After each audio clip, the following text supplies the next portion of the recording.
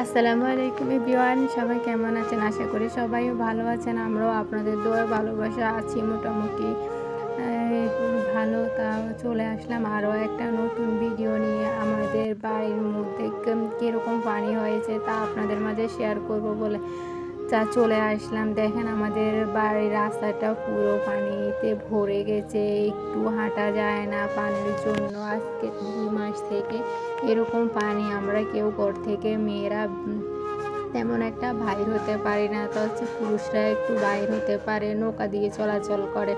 আমাদের বাড়ি থেকে একটু দূরে আমাদের রাস্তাটায় পুরো পানিতে ভরে গেছে। অনেক পানি রাস্তা থেকে অনেক পানি পুরো ডুবে গেছে, শুধু একটু বাকি আছে। দেখেন এরা সবসময় এরকম নৌকাতেই আমরা আসা যাওয়া করি। আমরা তো যাওয়া হয় না, কারণ নৌকা দিয়ে তেমন একটা যাওয়া হয় না। পুরুষরা বাজারে যায় এরকম করে।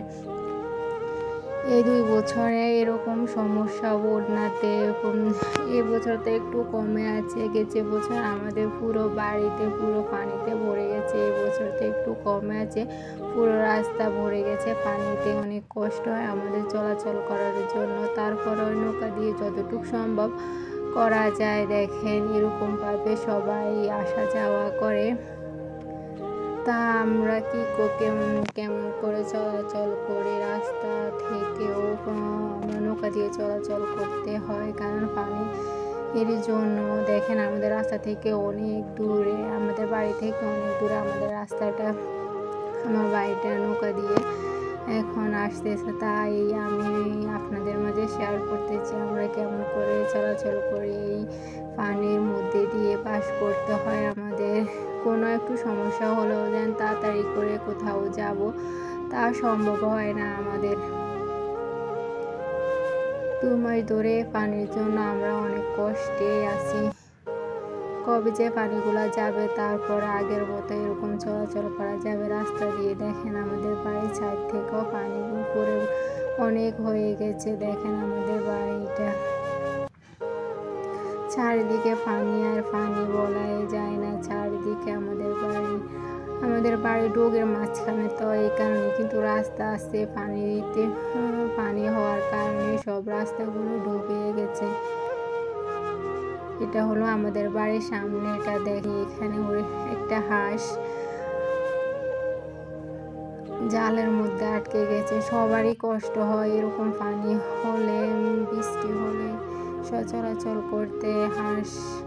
হাঁসেরও এরকম, তাই এই হাঁসটা আটকে গেছিল, আমি তাকে ছেড়ে দিলাম জাল থেকে। অনেকদিন থেকে ভাবছিলাম আপনাদের সাথে শেয়ার করব আমাদের জনজীবন আমরা কিভাবে পার করতেছি, কতটা কষ্ট করা আমাদের জন্য। এই পানি আসলে পুরো গাছগুলোতেও পানি ভরে গেছে। পানির কারণে অনেকগুলা গাছও মারা যায়। অতিরিক্ত পানি আমাদের এই দিকে চারদিকটায় পানি যখন শুকিয়ে যাবে তখন গাছগুলো মারাও যায়। অনেকগুলা গাছ আগের বছর মারা গেছে আমাদের বন্যা হওয়ার কারণে।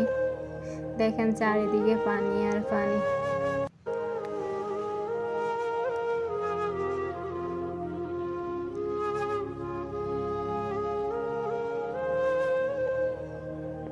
এই পুকুরটাতে 2 মাস আগেই পানি ছিল না, তখন 20 থেকে 30,000 টাকার মাছ পালানো হয়েছিল। কিন্তু দেখেন আজ পুকুরটার কি অবস্থা। চারিদিকে পানি হওয়াতে অনেক কষ্ট করে পুরো পুকুরে জাল দিয়ে দিয়েছে। তারপরেও তো জাল দিয়ে কি রাখা সম্ভব? জালের থেকেও পানি বেশি হয়ে যাচ্ছে, দিন দিন শুধু বেড়ে চলতেছে পানিগুলা।